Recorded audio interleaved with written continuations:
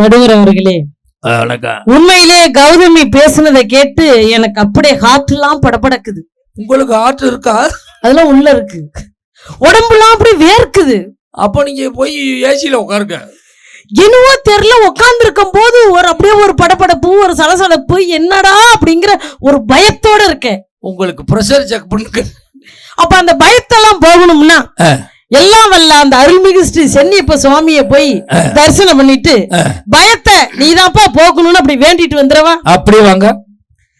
வேலவா வடிவேலவா வேடனாக வந்து நின்ற வேலவா, நீ ஓடிவா அன்பரை நாடிவா, ஆண்டியாக வந்து நின்ற ஆண்டவா.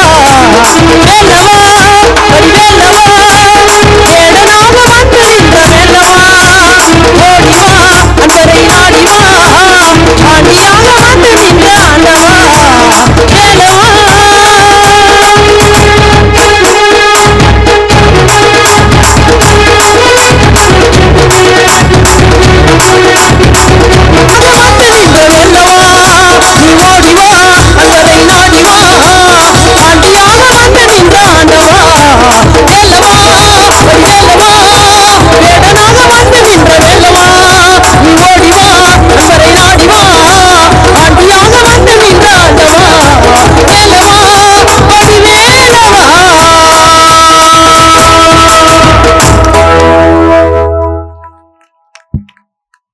என் உமை நீரையும் தமிழ் நீராக சேர்க்க செய்த எல்லாம் வல்ல அந்த முருகப்பெருமானை வணங்கிட்டு நடுவர் அவர்களே, ஒரு அழகான தலைப்பு, அற்புதமான தலைப்பு, சிறப்பான தலைப்பு, சிங்காரமான தலைப்பு, செம்மையான தலைப்பு. என்ன தலைப்பு? உங்க டீமுக்கு எந்த தலைப்பு விளங்காதா? ஆமா ஆமா, அப்படியே எதிரணி டீம் வந்து அப்படி பேசி விட்டாங்க. அவங்க பேசுனதுதாங்க குழம்பி போய் கிடக்குறோம். நீங்களே குழம்பிட்டீங்களா? ஆமா, நீங்க ஏற்கனவே குழம்புன மாதிரி தானே இருப்பீங்க. குழம்புற குட்டையில தாங்க மீன் பிடிக்க முடியும். அது தெரிஞ்சுங்க. முதல்ல என்ன தலைப்பு சொல்லுங்க. என்னடா தலைப்பு? அங்க இருந்து வந்து எனக்கு என்னன்னு பண்டாட்டி நாங்கள்னா நாடே நல்லா இருக்கும், நாடே நாசமா போறது உங்களாலதான். என்ன தலைப்பு சொல்லுங்க. நீங்க பொண்டாட்டி இல்லையோ? ஏங்க நான் பொண்டாட்டியா அம்மா தீர்மானிப்பது பெற்ற தாயா கட்டிய மனைவியா? இன்னொரு தாயா தாரமா? இல்ல முத கட்டிங்க சொல்லுங்க. குடும்பத்தின் மகிழ்ச்சியை தீர்மானிப்பது. குடும்பத்தின் மகிழ்ச்சிங்கும் போது உங்களுக்கு பொண்டாட்டிக்கு அங்க என்னமா வேலை? புருஷனுக்கு மகிழ்ச்சின்னா பொண்டாட்டி சொல்லலாம், ஆனா ஒரு குடும்பம் மகிழ்ச்சிங்கும் போது அது தாரத்தால வராது, தாயால தாங்க வரும். பாத்தியா எவ்வளவு அழகா சொல்லுது. ஆளு சித்தாள் நினைச்சேன். சித்தாள் கொத்தனார் சித்தாள் இல்லடா, சின்ன ஆளுன்னு நினைச்சேன். சும்மா நானும் பாக்குறேன், அங்க இருந்து குள்ளமா இருக்கேங்கிறீங்களே. சூப்பர் ஸ்டார் ஸ்டைல்ல சொல்ல போனா பஞ்சு டைலாக் நல்லா தெரிஞ்சுங்க. நடுவர்களே நிமிந்து உட்காருங்க, நல்லா சைடா பாத்துக்கிட்டு நீ நேரா உட்காருங்க. மேடம் நீங்க குள்ளம் கிடையாதோ? குள்ளம் கிடையாதுங்க. ஒரு நிமிஷம் இருங்களே. நீங்க குள்ளம் கிடையாது? குள்ளம் கிடையாதுங்க. இங்க வந்து நின்னுங்க.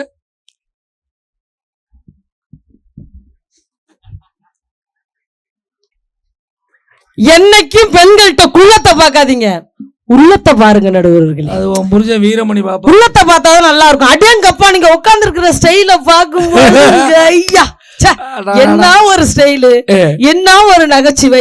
அப்படியே நகைச்சுவைய வாரி வாரி சுண்டல் மாதிரி கொடுக்கும் போது எனக்கு அந்த நாகேஷ் ஞாபகம் தான் வருது.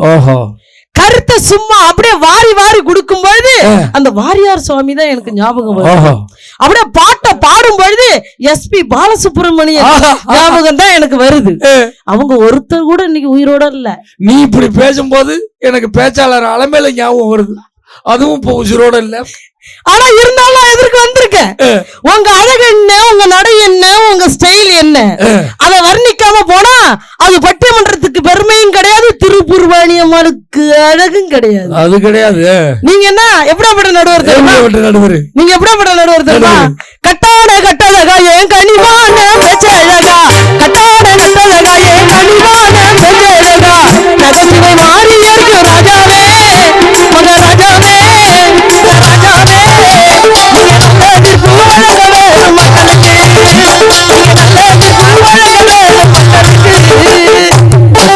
கட்டளையே கனிவான சொல்லலையே, கட்டளையே கனிவான சொல்லலையே, ஒன்றடிதானே இருக்கேன் தொண்டை வச்சு பாட முடியல கேட்டமா. நானும் அங்க இருந்து பாக்குறேன், சும்மா ஒன்றடிங்கிறீங்களா, 1.25 1.25 அடி தான் திருக்குறள். ஆமா, அந்த 1.25 அடி இந்த உலகத்தை புரட்டி போடும் பொழுது இந்த 1.5 அடி என் புருஷனை புரட்டி போடுறேன். அது போதாதா? நீ அடிப்ப. என்னமோ அங்க இருந்து வந்து தாரம் இல்லைன்னா குடும்பமே கிடையாது.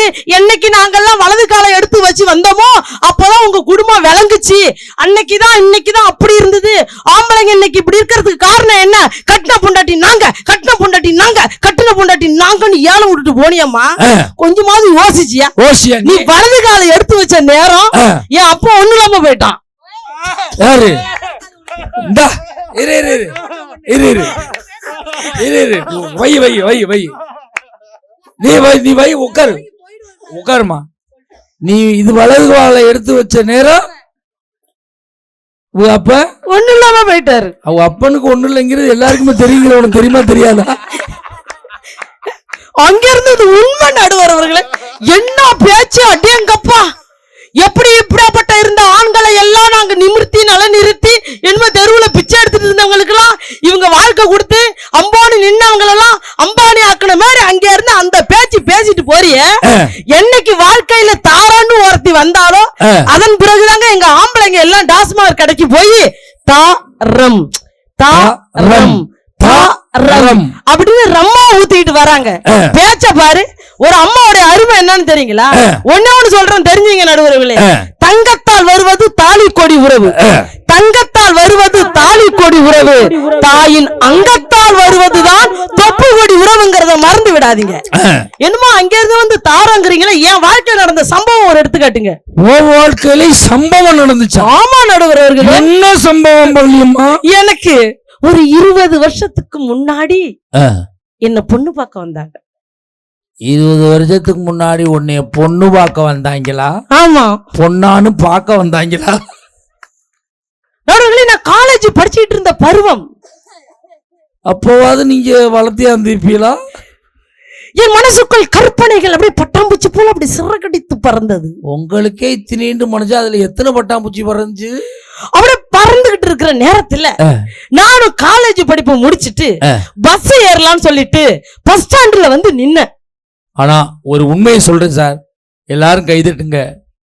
இந்த அம்மா பஸ்ல ஏறிச்சுன்னா அப்படியே தைரியமா கம்பிய கூட பிடிக்காம நிக்கும். ஒரு அது சார், அது கை தட்டுங்க, நல்லா கை தட்டுங்க. கம்பிய கூட பிடிக்காது. 8 நாள்ல பிடிக்கிறதுக்கு. அதனால குப்பரச்சு வந்து எந்திரிச்சு போய்கிட்டு இருக்கோம். அப்படி பஸ் ஸ்டாண்ட்ல நின்னுட்டு இருந்தேன். ஒரு 40 வேன், ஒரு 40 வேன் என்ன சுத்தி சுத்தி வட்டமிட்டது. 40 வேனா? எஸ். உங்களை சுத்தியா? ஆமா, டெஃபினெட்லி. எத்தனை இட்லி? டெஃபினெட்லி 40 வேன் என்ன சுத்தி சுத்தி வட்டமிட்டது. நான் ஒரே ஷாக் ஆயிட்டேன். பஸ் ஸ்டாண்ட்ல பஸ் தானே போவோம், நம்மள சுத்தி ஒரு 40 வேன் சுத்தி வருது. என்னன்னு பார்த்துட்டு பயம் வந்துச்சு. அழகான பெண்ணு பஸ் நிலையத்துல நிக்கிறதால நம்மள இப்படி சுத்தி சுத்தி வராங்கன்னு பயந்து போய் 15ஆம் நம்பர் பஸ்ல ஏறி விறுவிறுன்னு வீட்டுக்கு போனேன். அப்படி பஸ்ல ஏறிட்டு இப்படி பின்னாடி பாக்குறேன், அந்த 40 வேன் அந்த பஸ் பின்னாடியா வருது. பஸ் பின்னாடியே வருது. என்னடா அது, பஸ் ஸ்டாண்ட்ல சுத்துனாங்க, இப்ப நம்ம பின்னாடியே வராங்களேன்ட்டு அப்படியே படிய விட்டு கீழே இறங்கி வீட்டுக்கு போனா எங்க வீட்டுக்கு முன்னாடி அந்த 40 வேன் போய் நிக்குது. அதுல 400 பேரு. அந்த 40 வண்டியில நடுவுல வந்த வண்டி நாய் பிடிக்கிற வண்டி தானே? உண்மையை சொல்லு. உண்மையதாங்க சொல்றேன். அது நாய் பிடிக்கிற வண்டி இல்ல, என்ன பிடிக்க வந்த வண்டி. அப்படியே வந்தாங்க. 400 பேர் வந்து இறங்குனாங்க. இறங்கின உடனே எங்க அம்மா சொன்னாங்க, அடி அடிய பழனி சீக்கிரம் வா சீக்கிரம் வா, சீக்கிரம் ஒரு டீயை போடுனாங்க. நான் சொன்னேன், எதுக்குமா சீக்கிரம் டீயை போட சொல்றீங்கன்னு? உன்னை பொண்ணு பார்க்க வந்திருக்காங்கன்னாங்க. என்னது, என்ன பொண்ணு பார்க்க வந்திருக்காங்களான்னு? ஆமா, ஒன்னதான் பொண்ணு பார்க்க வந்திருக்காங்கன்னு. உடனே நான் ஒரு டீயை போட்டு கொடுத்துட்டு அந்த 400 பேர்ல மாப்பிள்ளை யாருன்னு கண்டுபிடிச்சா என்னை விட சும்மா ஒரு 1.5 அடி ஹைட்டு, அப்படியாப்பட்ட ஒரு ஒயிட். அப்படி ஹைட் ஒயிட்டா நின்னாரு பாருங்க. டீயை கொடுத்துட்டு ஒரே ஒரு வார்த்தை சொன்னேன், மாப்பிள்ளைட்டு நான் தனியா பேசணும்னு. தனியா பேசணும்னே என்ன பொண்ணு தனியா பேசணும்னு போங்க அப்படின்ட்டாங்க. மாப்பிள்ளைகிட்ட கேட்டேன், ஏங்க நான் காலேஜ் படிச்சுட்டு வரும்பொழுது பஸ் ஸ்டாண்ட்ல நின்னேன், நீங்க ஏங்க என்ன சுத்தி சுத்தி இந்த வேன் எல்லாம் வட்டமிட்டுதுன்னு. அப்போ ஒரு வார்த்தை சொன்னாரு பாருங்க, அடியே நான் பேராவூரணிக்கு தான் பொண்ணு பார்க்க போனேன், ஆனா பொண்ணு பார்க்க போனேன் நீங்க வேற எது நினைச்சீங்க, பேராவூரணிக்கு தான் பொண்ணு பார்க்க போலான்ட்டு போனோம். அப்படி அந்த பஸ் நிலையத்தை அப்படியே கிராஸ் பண்ணும் பொழுது இரவில் மின்னக்கூடிய நட்சத்திரம் எப்படி பகலில் பஸ் ஸ்டாண்டில் வந்தது. யார் புரிச்சேன் உன்னை பொண்ணு பார்க்க வரையில மணி என்ன இருக்கும்? மணி கரெக்டா வந்து ஒரு 4:30 இருக்கும் சாயந்தரம். அப்ப தாண்டிடுச்சு அவனுக்கு, முழு போதையில் இருந்திருக்கேன் சொல்லு. அந்த வானத்தில் இருக்கக்கூடிய நட்சத்திரம் பளிச்சு பளிச்சு என்று பஸ் ஸ்டாண்ட்ல தெரிஞ்ச உடனே நான் அப்படியே திரும்பி பார்த்தேன். திரும்பி பார்த்தோன்னே நிலவும் நட்சத்திரமும் ஒன்றா கலந்தது போல ஒரு முகம். மேடம் எனக்கு ஒரு சின்ன சந்தேகம், பஸ் ஸ்டாண்ட்ல கூட்டமா இருந்திருக்குமே, அந்த கூட்டத்துக்குள்ள நீங்க இருந்தது எப்படி தெரிஞ்சு?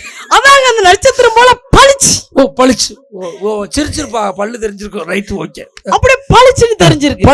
பளிச்சுன்னு தெரிஞ்ச உடனே அப்படி இப்படி என்ன பார்த்து சொன்னாரு, கண்ணுமைக்கோ நேரத்தில காதல் கொண்டு நடி கற்கண்டு நீ கையில் வந்தா கடிச்சு தின்னடி ஓஞ்சி போனே நடி ஒன்னு ஒரு தடவை பார்த்ததில்ல காஞ்சி போறே நடி உன்னை காணாத நேரத்தில கண்ணுமைக்கோ நேரத்தில காதல் கொண்ட நடி கையில் வந்தா அடிச்சு நடி ஓஞ்சி போனே காதல் கொண்ட நடி கையில் வந்தா அடிச்சு நடி ஓஞ்சி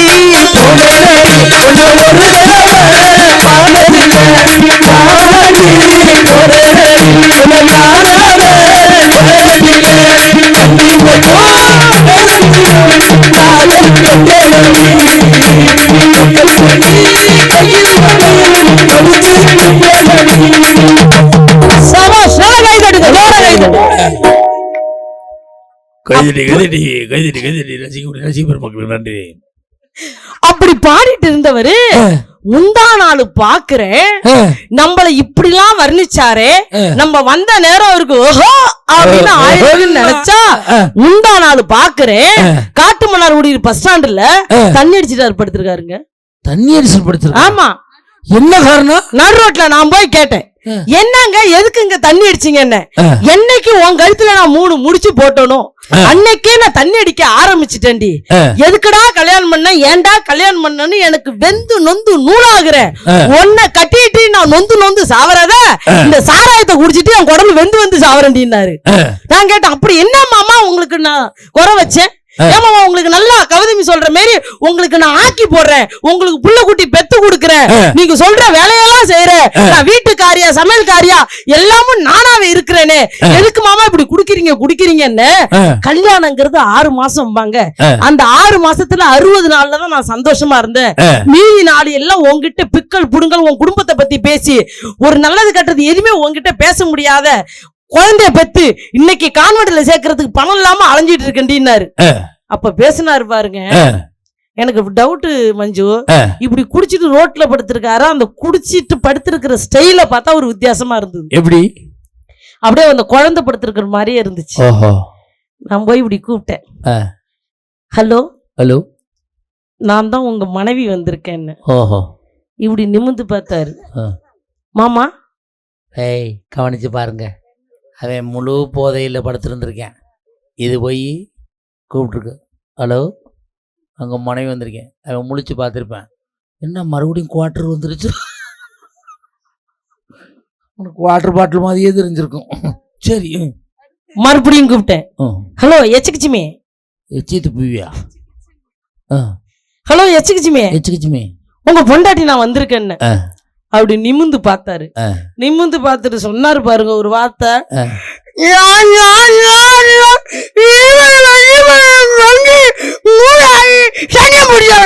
உடனே எங்க ரோட்ல வந்து வரணும். நான் நிம்மதியா ரோட்ல படுக்க முடியாது, வீட்லயும் படுக்க விட மாட்டேங்க, ரோட்லயும் படுக்க விட மாட்டேங்க. உன்னை கட்டிட்டு நான் உன்னை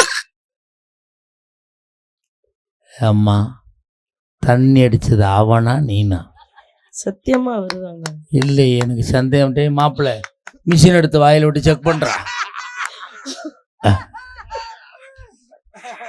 என்னைக்கு உன்னை கட்டினாலும் அன்னைக்கு நான் தெரியும். எங்க அம்மா பைக்கு பிள்ளையா இருந்து என்ன வளர்க்கும் போது பாலாட்டி நாளாட்டி ஈராட்டி வளர்த்துது. என்னைக்கு ஒண்ணு பொண்ணுன்னு பசன்ல பார்த்தணும், அன்னைக்கு வந்துச்சு சனி. அஞ்சு வந்துருச்சா? இன்னைக்கு சொல்றதுதான். இந்த கோட்டை தாண்டி நானும் வர மாட்டோம், நீயும் வரக்கூடாது. ஒப்ப உடைய பாட்டு நீ ஒழுங்கி போயிட்டே இரு. ஆனா ஒண்ணு பங்காளி, நான் சத்தியமா கல்யாணம் என்ன பண்ணாதீங்க, வாழ்க்கையில யாரும் கல்யாணம் பண்ணாதீங்க அப்படின்னு சொன்னாருங்க. சொன்னதுக்கு காரணம் என்ன தெரியுங்களா? ஒரு கட்டுன மனைவி என்னைக்காவது கணவன் வேலைக்கு போயிட்டு வந்தா ஒரு 4 வார்த்தை நல்லது பேசுறீங்களாமா, 24 நேரமும் போன் பண்றது, போன் எடுக்கலன்னு வச்சீங்களேன், வண்டியில வரும்போது ஏதாவது விபத்தாகுதா இல்ல வண்டியில ஏதாவது டிராபிக் ஜாம் இருக்குதா அப்படி எல்லாம் கவனிக்கிறது கிடையாது. உடனே எங்க இருக்க இப்ப வரியா இல்லையா, என் போனை மட்டும் எதுக்கு எடுக்க மாட்டேங்கிற, சீக்கிரம் வா சீக்கிரம் வா சீக்கிரமான்னு சொல்லி அவ்வளவு டார்ச்சர் பண்றீங்க. அன்னைக்கு என் மயன் தான் சொல்றேன், அவ என் பொண்டாட்டி என்னை காணாம அவசரத்துல எங்க வர்றேன்னு கத்திட்டே இருந்திருக்கா. என் மயன் கூப்பிட்டுருக்கேன், இங்க வா, நீ வச்சிருக்க ரிமோட்டு மரியாதையா கொடு, செல்லு அங்க இருக்க, அதை எடுத்து போச்சு, நீ பேசுற அவசரத்துல ரிமோட்டை தூக்கி கத்திக்கிட்டு இருக்கேன். அப்படி அளவ பேசணும் முடிவெட்டா எதுல எடுத்து டார்ச்சர் பண்ணிக்கிட்டு இன்னைக்கு மனைவி இருக்காங்களே. நான்லாம் அந்த வலது காலை எடுத்து வச்சு போகும்போது ஒரே வார்த்தை தான் சொன்னாங்க. என்ன சொன்ன? எங்க ஊர்ல எல்லாம் என்ன பழக்கம்னா அந்த நிறமரக்கா இருக்கு இல்லையா, இங்கெல்லாம் என்ன சொல்லுவாங்கன்னு தெரியல, வல்லம். அத என்ன பண்ணுவாங்க, என் கையில கொடுத்து காமாட்சி விளக்க ஏத்தி வலது காலை எடுத்து வச்சு வர சொன்னாங்க. நான் ஷாக் ஆயிட்டேன், அப்படிப்பட்ட காலே நம்ம கிட்ட இல்லையே, என்ன திடீர்னு ஒரு கால் வலது காலுன்னு சொல்றாங்களேன்னு சொல்லிட்டு அப்படி காலை எடுத்து வைக்கலான்னு அப்படி போனேன். போகும்போது அந்த நேரம் ஒரு பாட்டு ஓடிச்சு, வாராயோ தோழி வாராயோ மனவந்தல் வாராயோ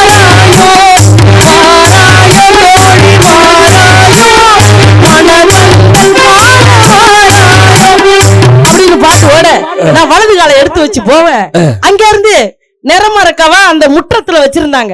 என்ன சொன்னாங்க, உன் காலால எத்தி விடு, வீட்டுக்கு வர மகாலட்சுமி குத்து விளக்கு, அந்த அம்மா வலது காலால தட்டி விட அந்த நெல்லி எல்லாம் அந்த முற்றத்துல கடந்துச்சுன்னா வீட்டுக்கு வந்த நேரம், மருமக வந்த நேரம் விவசாயம் நல்லா விளைஞ்சி இந்த வீடு முழுவதும் நெல்லு பரப்பி இருக்குன்னு ஐதீகமா. அதனால என்ன வலது காலை எடுத்து அதை எட்டி விட சொன்னாங்க.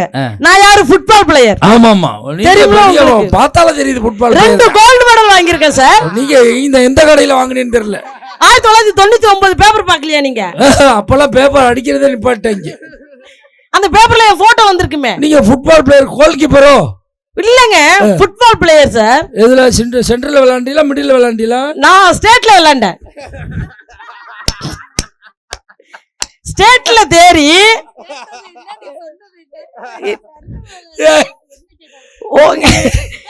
ஆமா, பின்ன சென்ட்ரல்ல விளையாம ஓரத்துல விளையாடுவாங்க.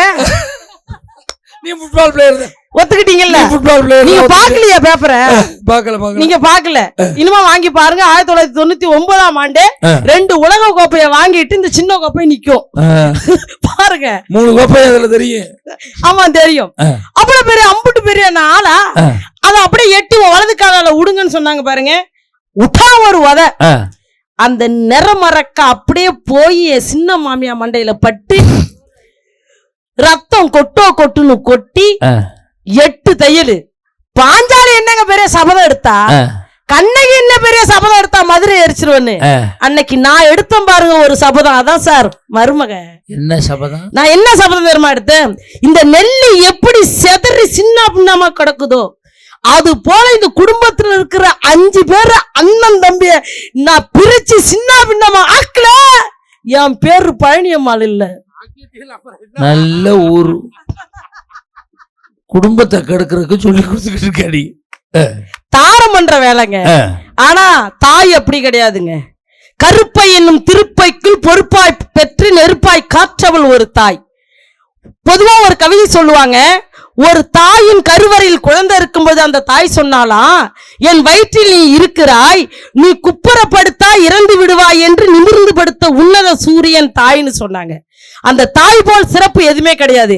இவங்க சொன்னாங்கல்ல, கோடி கணக்குல நாங்க சம்பாதிக்கிறோம் அப்படின்னு சொன்னாங்கல்ல, 1 கோடி என்ன, ஒரு எத்தனை கோடி வேணாலும் கொடுங்க, எத்தனை கோடி கொடுத்தாலும் கிடைக்காத ஒரு உறவு இருக்கு என்று சொன்னால் அது தாய் என்ற உன்னத உறவு சார்.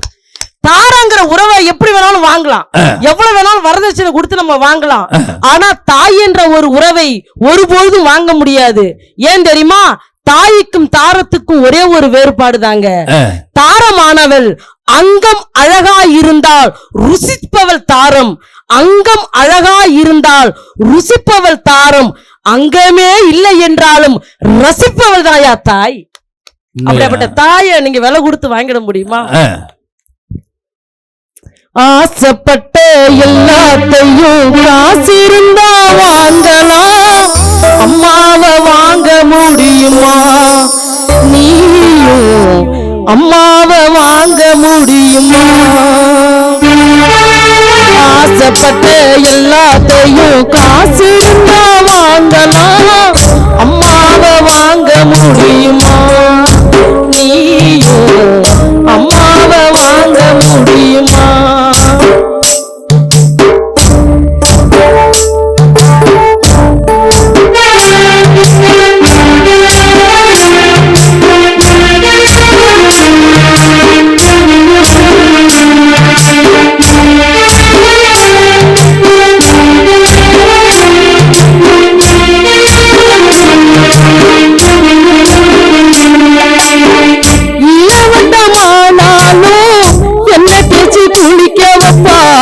ஏமாத்தும் பிள்ளைய நம்பி இதயத்தை கொடுத்து வைப்பா.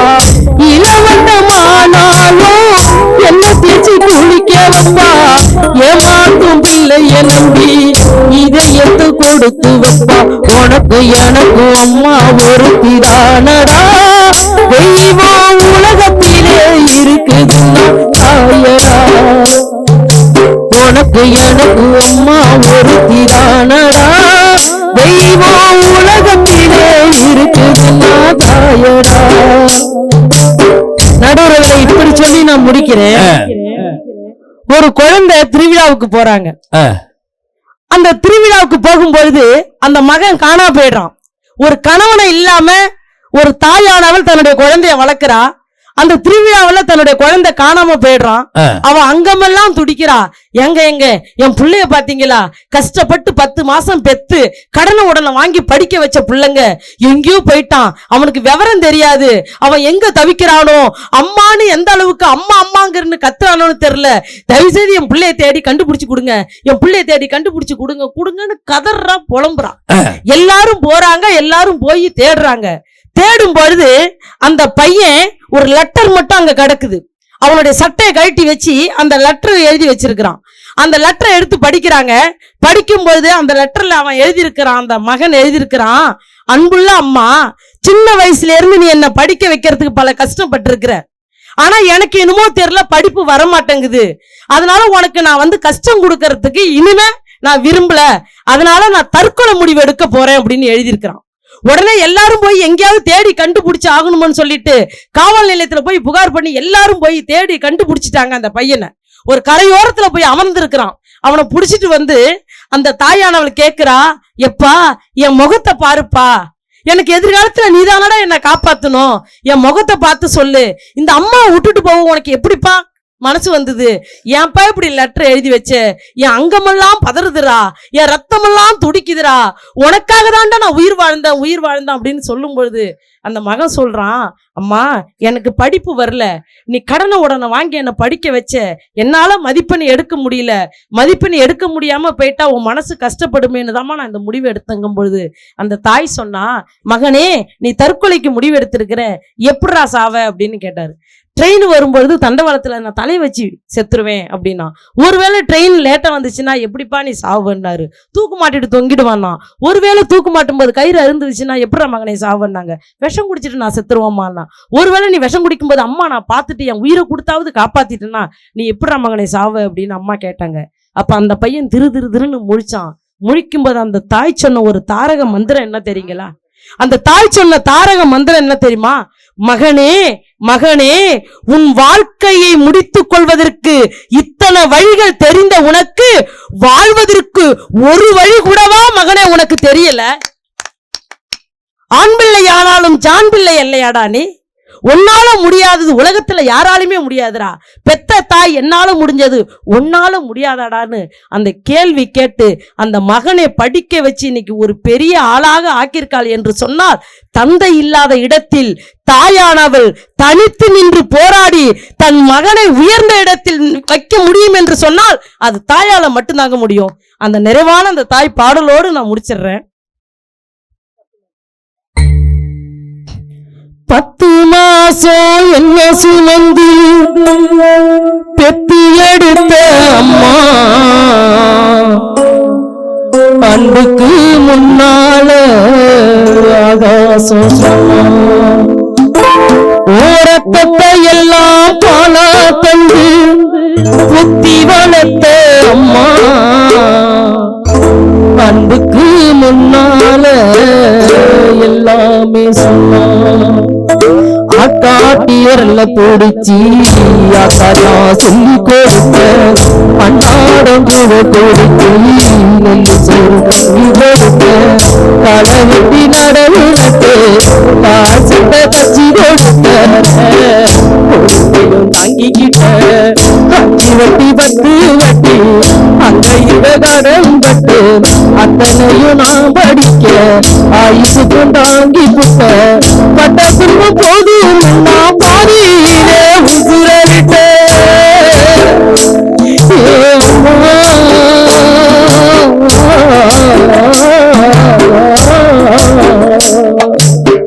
பட்டத்துக்கு போதும் நான் பாதியிலே உசுரவிட்டேன்.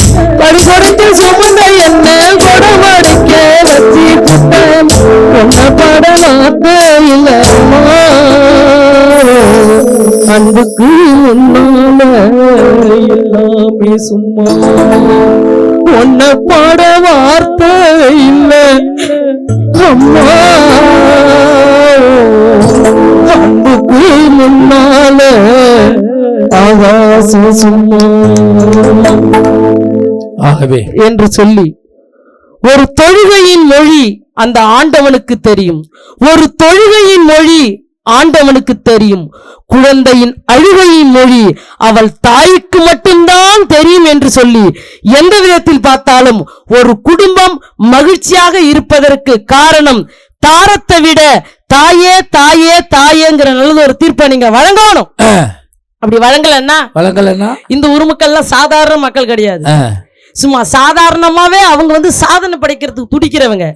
இவங்களை பொறுத்தவரை நீதிதான் உயிரோட இருக்க வேண்டுமே தவிர, இவங்களை பொறுத்தவரை நீதிதான் உயிரோட இருக்க வேண்டுமே தவிர நீதிபதி உயிரோடு இருக்கணுமாங்கிற அவசியம் அவர்களுக்கு இல்லை என்று சொல்லி, நீனே பாதி அப்புறம் என்ன நீதி பாதி. அம்மா பார்வதியின் பெயரை கேட்டால் பதுங்கும் அம்மா அவத்தை, பார்வதியின் பெயரை கேட்டால் பதுங்கும் அம்மா அவத்தை, திருப்பூர் பழனியம்மாளின் பெயரை கேட்டால் அதிரமப்பாகிலும் சொல்லி நல்ல ஒரு கைதட்டல் கொடுங்க பாப்போம். அருமையான பேச்சு. அந்த அம்மா ஒரு 15 நிமிஷம், நான் ஒரு 3 நிமிஷத்துல திருப்பி சொல்றேன். எல்லாரும் ஒன்னா போவோம். எனக்கும் குளிர் ஒரு மாதிரி பாட போந்து தொண்டை பாதிக்கு மேல கட்டிருச்சு.